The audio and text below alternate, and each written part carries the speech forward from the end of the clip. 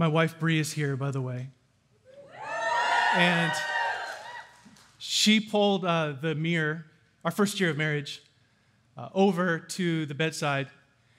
And she started to do her hair in our bedroom. We were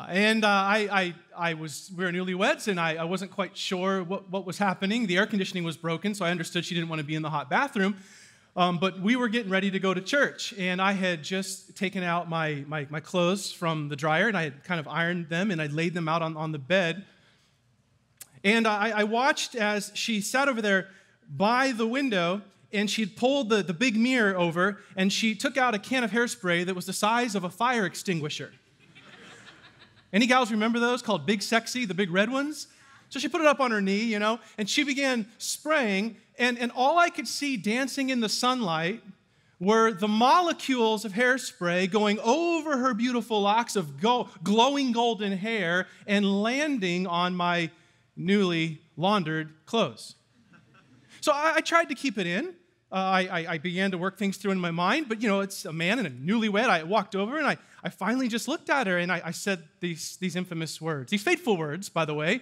I said, molecules. And she looked at me and big doe eyes, and she molecules? What do you mean, molecules? I said, molecules.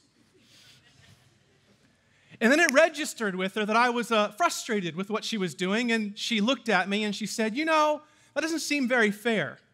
And she stood up and she began walking down the hallway to the bathroom, and then she said these words I'll never forget. She turned around and she said, "Hey, if the shoe was on the other foot, it wouldn't be a big deal to me."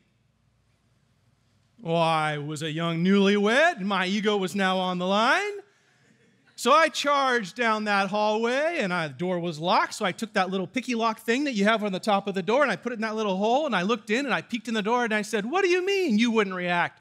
She said, "Oh, it wouldn't be a big deal to me." And just as she said that, I saw the can of Big Sexy hairspray sitting there. Yeah, I did.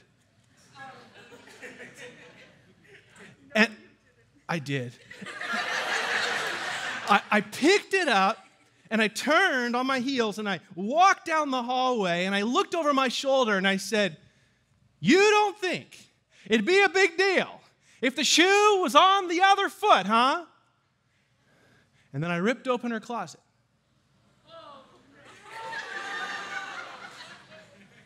This was 16 years ago. It's okay. And I began to acquire targets in my mind: yellow shirt, blue shirt, yellow blouse. And I looked back at her, and we caught eyes, and before you knew it, I began to cut loose. Halfway through, I froze, and I thought, I'm going to die right now. And I'll never forget turning around and watching my bride move back into the bedroom or into the bathroom. And I walked down the hallway, and I heard her through the door, and she said these words. She said, "Do you even love me?" Your husband hairsprayed your clothes too.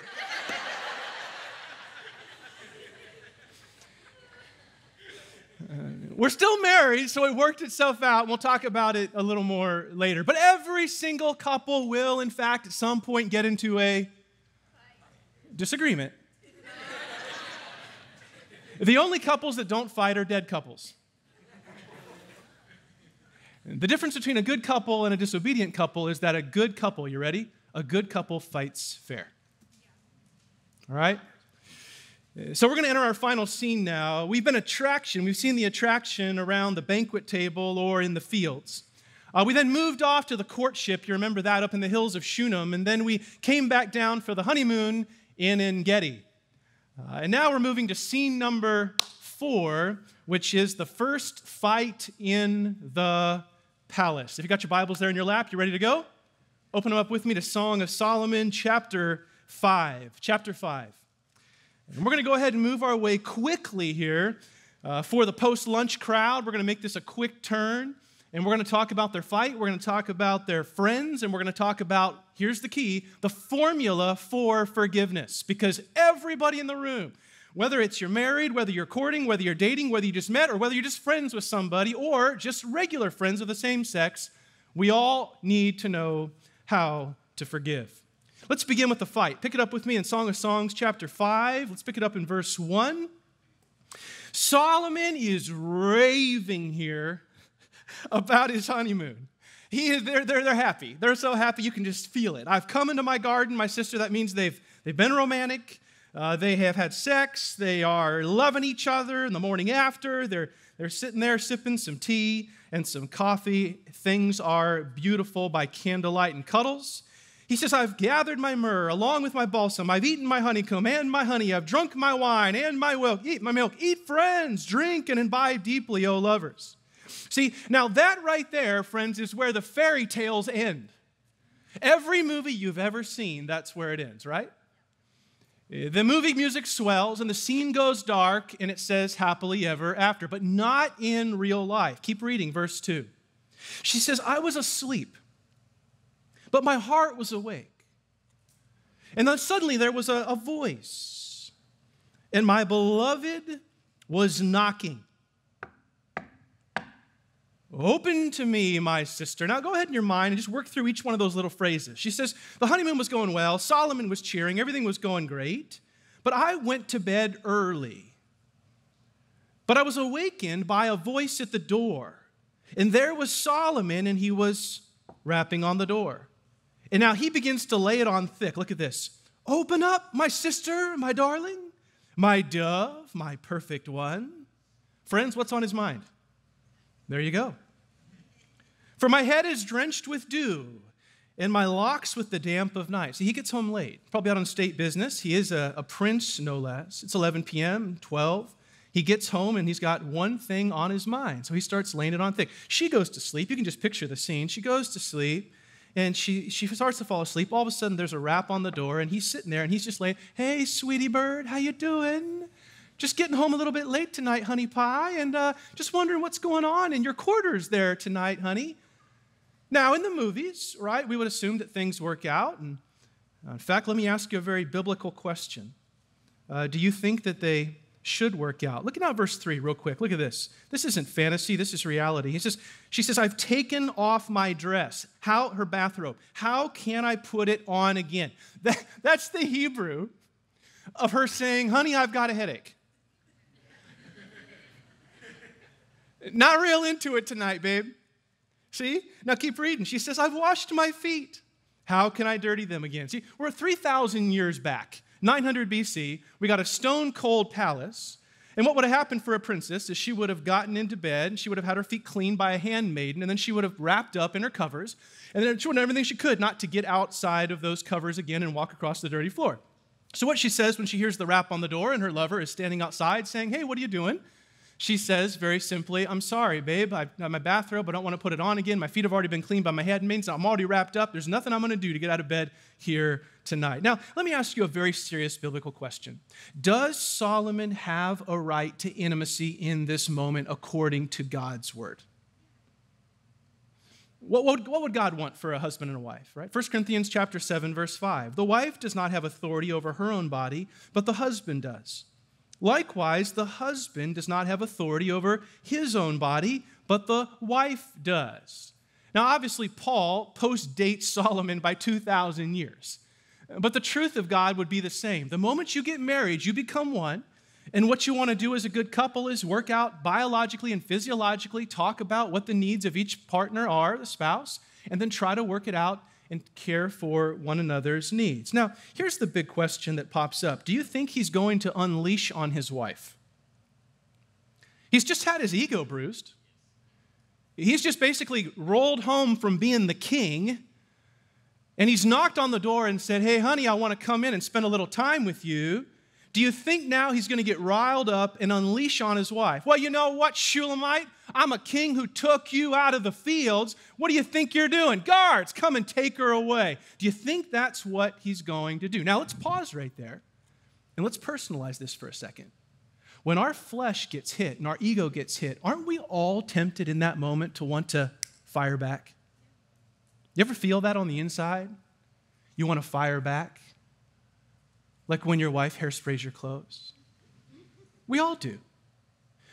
But not Solomon. Look at it here down in verse 4. As he provides for us a pattern whether we're the male or the female, whether we're just friends, whether we're dating or courting or married, on how to properly engage when our feelings are hurt. Look at this in verse 4. She says, my beloved extended his hand through the opening. She doesn't yell at her. He didn't call for the guards. He doesn't make fun of her. Doesn't get angry. Doesn't fire back. She says, my beloved extended his hand through the opening, and my feelings were aroused for him. So he puts his fingers through the little door hole. He's got latch, got separate quarters back in those days. He puts his fingers there through the little keyhole. And she says, as he did that, not getting angry with me, she begins to be awakened to what's happening, and her feelings begin to change. Look at this. My feelings were aroused. Verse 5. So I rose to go open. She comes to her wits. She realizes what she's done. She starts to feel bad. She walks over through the dark room toward the big door. And then she says, when I touched the doorknob, my hands began to drip with myrrh and my fingers with liquid myrrh on the handles of the bolt. Now, do you see what's happening? Probably what he's doing is he pulls out a bottle of his cologne that he wears. And instead of getting angry, he reaches through the keyhole and he just puts a little bit of that cologne on the door like a love letter to say, hey, I just wanted to remind you that I came by tonight, that I care about you, that I love you. And he turns around quietly and he walks back down the hallway. She's coming into awareness of what's going on. She's starting to feel bad. She walks over towards the door to open it, touches the latch, and as she does, what does she feel but his cologne? See, anger never awakens love. Kindness does. Very important for all of us to remember when we get our egos bruised, when someone cuts us down or hurts our feelings, that we always respond. Here's the key, friends. Listen closely. We never respond to our mate. We always respond to God. Instead of responding to our mate, we respond to God. 1 Peter chapter 3, verse 7 says it this way, husbands, live with your wives in an understanding or a patient way. God does not tell me to change Bree. God doesn't tell me to manipulate Bree. God doesn't tell me to overpower Bree. God tells me to love Bree, and then guess what? When I love Bree, God's the one that will change Bree. And God doesn't tell Bree to manipulate me. God doesn't tell Bree to change me. God doesn't tell Bree to overpower me. God says, Bree, you love Tony, and watch me change Tony. That's what you're seeing here is a picture of the way God wants us to handle relationships. Now look what happens in verse 6. You can imagine she starts to get a little fired up.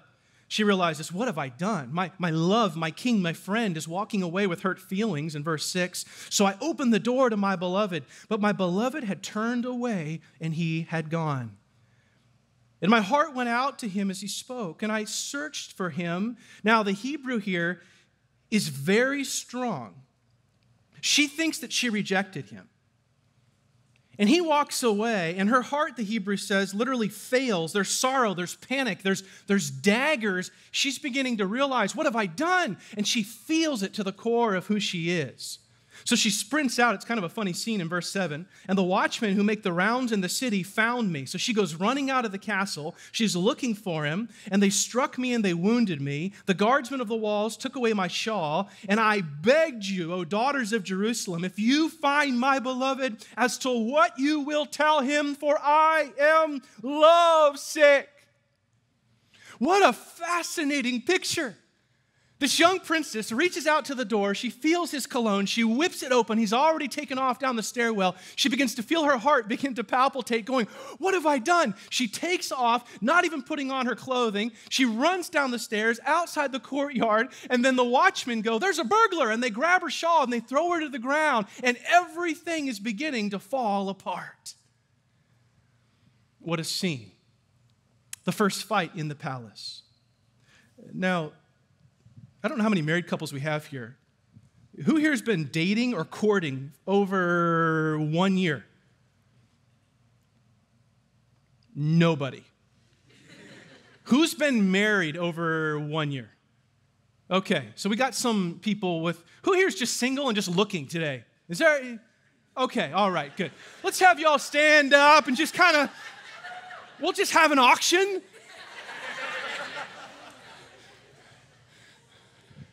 Do I have 10? I got 20, got 30, got 40? So we got half and half, it looks like. People that have been in relationships a while, okay? Now you go ahead and answer me on this. Just be honest, okay? Is it not true, and let all the single people know that it's true, that when you are having disharmony with your spouse, you feel that disharmony everywhere else in your life? Is that not true? Isn't that true? Things aren't right with the kids. Things aren't right at work. Things aren't right at church. You ever come to church on a Sunday morning and you just got in a big fight in the car and you're sitting there stoic, and then you walk into church and you're sitting there and the pastor's preaching at you and she's sitting over there going, you hear what he's saying? And things are just tense. Fascinating. The Bible even says that when we're having disharmony with our spouse, even our very prayers become hindered, right? That's what's happening here.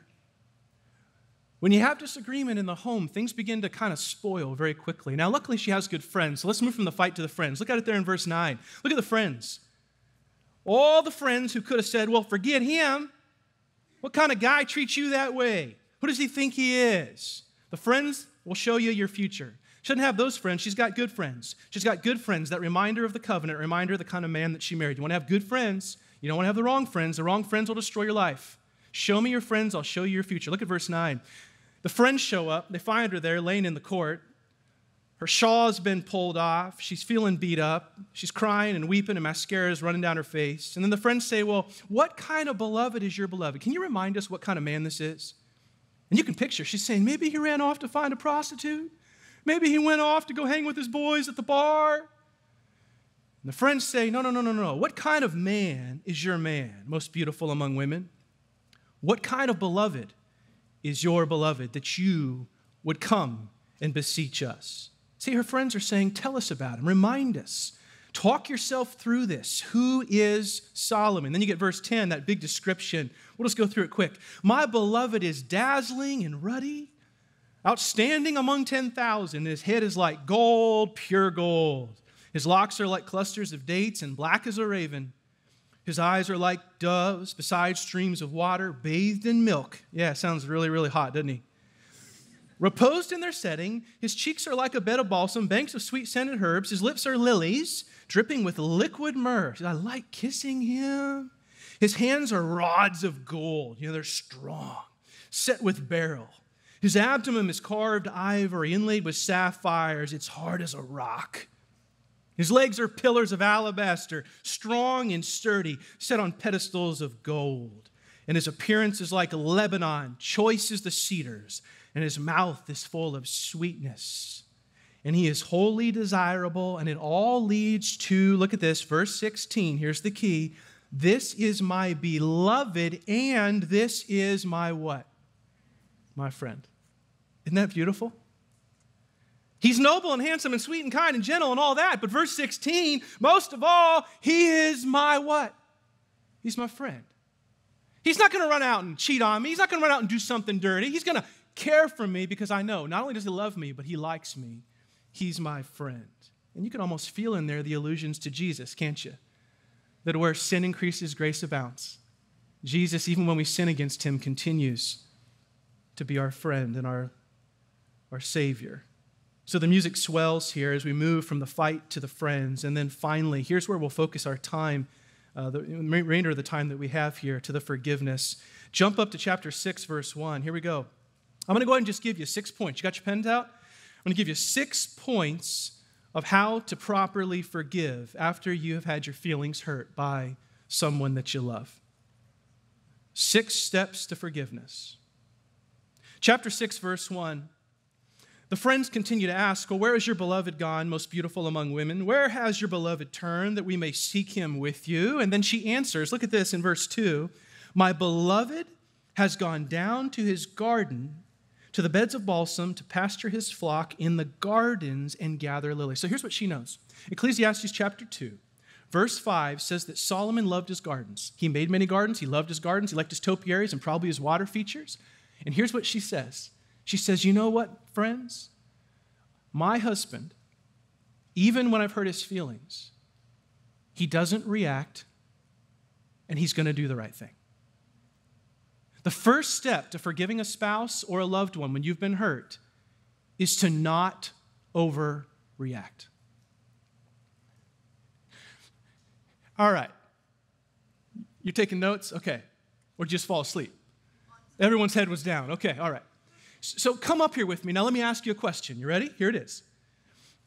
Anybody ever had their feelings hurt and then you feel that thing that gets tight right here? You know that thing? Do you have that, or is that just me? I'm not alone? Thank you. Thank you so much for encouraging me, because I get that thing inside. You guys know physiologically what they say is that's when your cortisol begins to fire. And what they say is that your IQ, when that happens, drops by 30 points. Now, I have a low IQ anyway. It's just why I hairspray my wife's clothes. But when it comes down 30 more, right? So now, spiritually speaking, what is that? When the flesh kicks in, what happens? All sobriety, all understanding of the things of God begin to go out. When the flesh kicks in, the things of God go out. And the first thing we see by Solomon is he doesn't overreact. He goes to the right place, does the right thing at the right time. He goes where he would have went anyway. Very, very important. And then look at verse 3. Number 2, he doesn't just react responsibly. Number 2, he stays committed. See this? Look at verse 3. She says, I know that I am my beloved's and my beloved is mine. That's a statement of covenant. My wife and I used to have that over our bed at home. I am my beloved's and my beloved is mine. Now, remember from 2 sessions ago, the phrase that we analyzed. Look at it. There it is again. Ready? He who pastures his flock among the lilies. Remember? Who is it that pastures his flock? A shepherd. She goes back and grabs the term again and says, I know that he is still my caretaker even after I've hurt his feelings. This is about covenant. Even when the feelings are broken, I know that he still loves me, that we're still committed to one another. The D word is off the table. Which is why, going back 2 sessions, when we're living together and shacking up together and it's all about the external sex and not about the internal heart of love and faith and the value system of Christ, people have absolutely no security, because what they're doing by sex is trying to appease one another and keep one another satisfied, knowing that the internal is insecure and corrupt. She says, no, I know that he'll do the right thing. And I know that he's committed to me. And there's no back door here. So number 1, he doesn't react. Number 2, he stays committed. Now look at this one. Number 3, this is important. I love this one. Ladies, you are going to love this. You ready? The first thing that he does when he sees her is he gives her, are you ready for this? A compliment. You don't seem very excited about it. Look at it there in verse 4. She comes running around the topiaries, sprinting down into the garden, probably with her friends behind her, and she's out of breath. It's the middle of the night. Her hair is all bedraggled, and she's got mascara running down her face, and she's ready to say, I'm sorry, I'm sorry, I'm sorry, and she's ready for him to blow up. And what does he do, verse 4? You're as beautiful as Tirzah, my darling. As lovely as Jerusalem, as awesome as an army with banners. Turn those eyes away from me. They're probably catching glinting in the torchlight, for they have confused me. Now, those don't sound like compliments to us, but they are. Tirzah was the Santa Barbara of Israel. The bannered army was a formidable power, and her eyes, he talks about, are the indoctrination. What he's saying is honestly, sweetheart, we got to talk about some things, but your beauty is you're just so ravishing right now that I need you just to look away while we talk, because I'm having a hard time. It's giving me butterflies. That's what he says. Now, gentlemen, let me save you a lot of pain. It took me 15 years to learn the superpower that Solomon learned in the first few months, which is when you're in a disagreement or a fight of any kind, the first thing you do is pull back and let there be a period of silence. And then you go into the bedroom and you sit down with her in a private place away from the children if you have them. And here's the key. You ready for this? It's like kryptonite. You reach over and you put your hand on her knee And you say, sweetie, as we talk about these issues, no matter what else comes up, I want you to know, hand on the knee. That's the key, hand on the knee. Gals, am I right on this? You're already, see, look at, she's like, I want that guy, see? You put your hand on, and then what you say is no matter what happens in the next few moments, I want you to know that I adore you and that I love you. And what will happen? Now, ladies, you need to do that too. What will happen is all the defenses will begin to drop. And what you don't do is the cardinal sin of any disagreement. You ready? Which is using terminal terms and getting historical. Well, you always. You never. Well, back in junior high, when you were a toddler, and pretty soon you're arguing about things and you can't even remember the issue that you're dealing with. I can't tell you how many times I've had couples come in for counseling. You know what I tell them? I say, guys, listen, here's what's happening right now. It's like you're on one side of the tennis court and you're on the other side of the tennis court and you guys are playing singles and you're batting the ball against each other as if you're enemies. I tell the man, you need to walk around that net and get on this side and start playing doubles against the enemy who's the devil. You guys need to start playing doubles against the issue. Bree and I used to be on dates and we'd be going at it, and then I would actually get up and I'd walk around the booth and I would sit next to her because it's really hard to fight with someone that you're sitting next to. It's a mental reminder that this is not you versus me. This is you and me versus the world, because we're one. One of the keys to that is learning how to use help me understands. I call them HMUs. Can you help me understand what you meant? And then you pull out a piece of paper and you begin to write the answers. What you'll find is if you write the answers on the paper and you both write it down, about 90% of them really have nothing to do with the issue, and you'll get down to the core issue and you'll find really quickly that you actually can resolve it if you work as a team.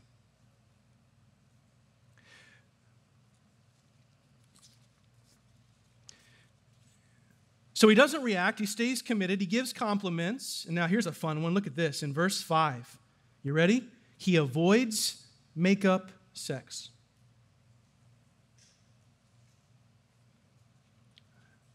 Let me pause right there and just kind of set that up a little bit for those of you who were caught off guard. Many times I have been in counseling sessions. In fact, I was in one. I remember the wife actually looked at her husband, and what she said to him, just right in front of me, she said, listen, right now I am still fulfilling my duty to you as a wife, 1 Corinthians 7:5. I'm doing that. But I want you to know that I don't like it, and I don't want to. Now, you could have heard a pin drop in my office. I just sat there, because here's what happened. Is every night around 8 or 9, he would start to get really, really nice to her.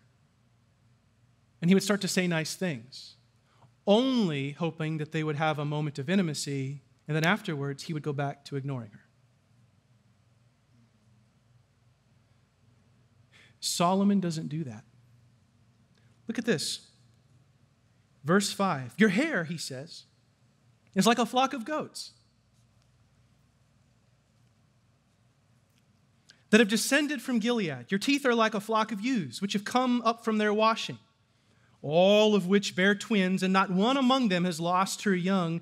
Your temples are like a slice of pomegranate behind your veil. Let me ask you, everyone who's here last session, what is he referencing with those 5 phrases? The honeymoon. He goes back and he grabs all of the compliments that he gave her before they had their first night together on the honeymoon, but notice what he dropped out. He left out all of the sexual ones. You see what he's doing? She comes rushing around the gate. She's overwhelmed. He's doing the right thing. He begins to compliment her, but he compliments her in a way that reminds her he's not in it just for the physical intimacy. He's in it to reach her heart. Now, this is huge, friends, because you want a life partner, not a sex partner. You want a life partner in your marriage.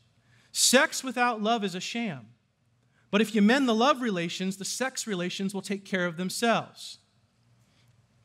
Costi did an entire podcast on date night. And he asked Bree and I to share a little bit about date night.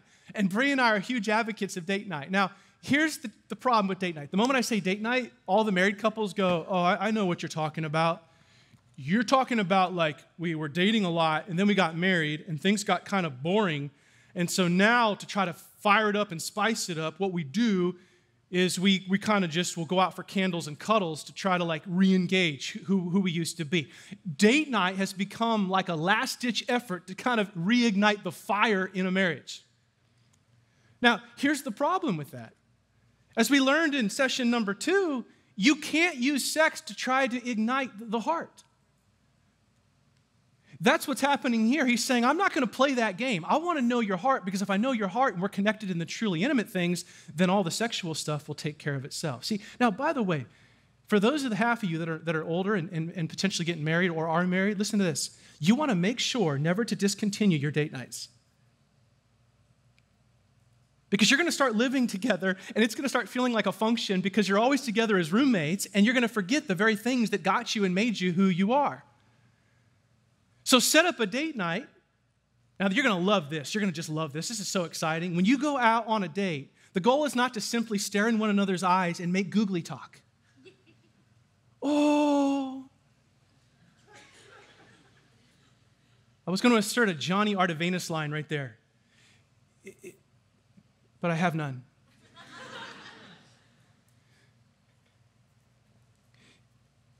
When you're on a date, now listen close. Remember this, because this is going to get real. See, I know a lot of you are single, and you're like, it doesn't really matter right now. It will. When you're on a date, intimacy is not the sexuality.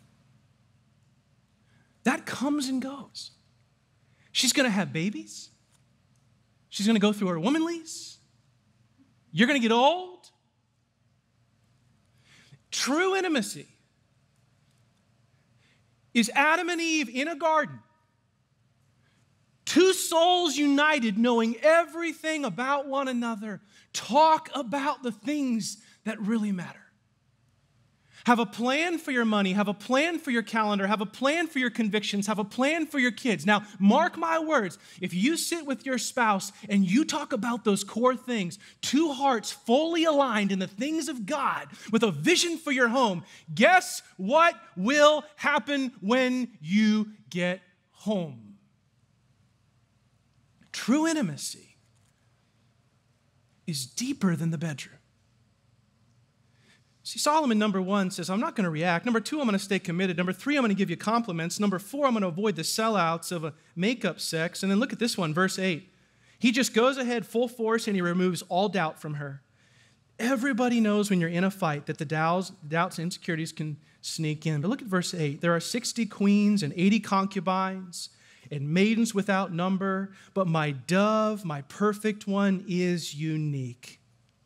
He says, my daddy has over 140 gals in the court, handmaidens and courtiers, but he says, nobody touches you.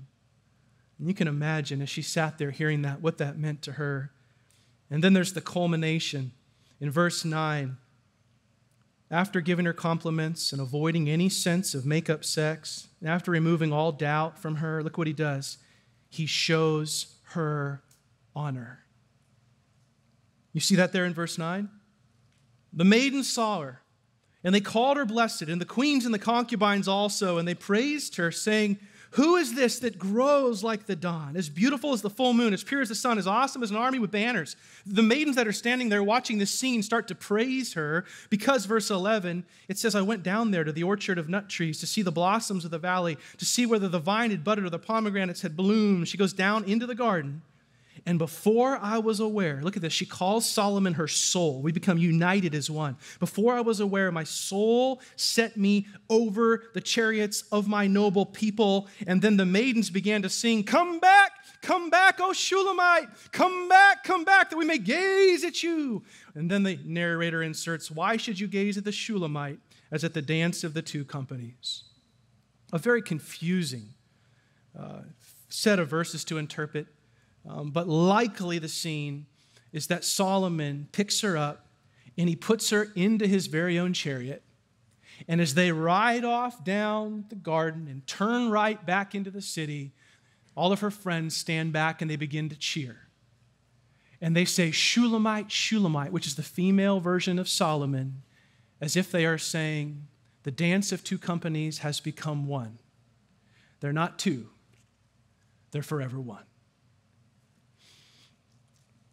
God's way works. You don't react, you stay committed, you give compliments, you avoid sellouts, you remove doubt, you show honor, and then you know what, friends? Whether it's the guy or the gal, they've no choice but to reconcile. Your husband or wife is going to look at you, the person you're dating, your fiancé is going to look at you and go, I am so sorry for what I've done. I am just so thankful that I have you in my life. You're not trying to win an argument, you're trying to win the person. That's the goal.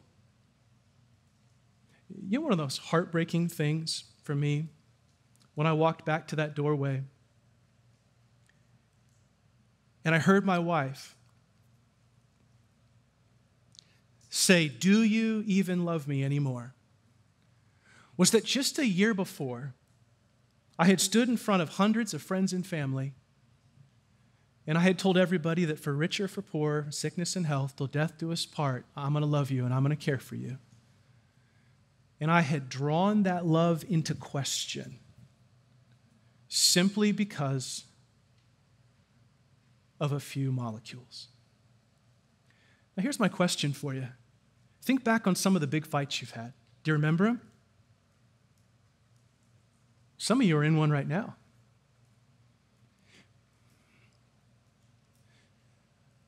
How often is it something that's very, very small?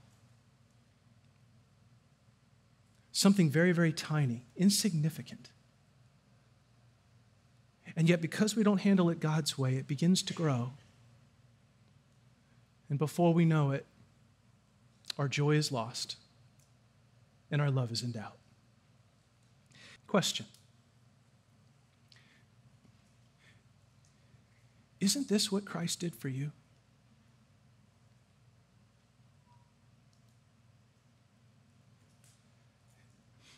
Forgave your trespasses and put myrrh on the bolt. Left you a love letter and crowned you. Put you in his chariot. And will soon take you away to the dance of two companies, to the wedding feast, the marriage supper of the Lamb. Isn't this what Christ did for you? If Jesus can do that for you, can you do that for someone you love?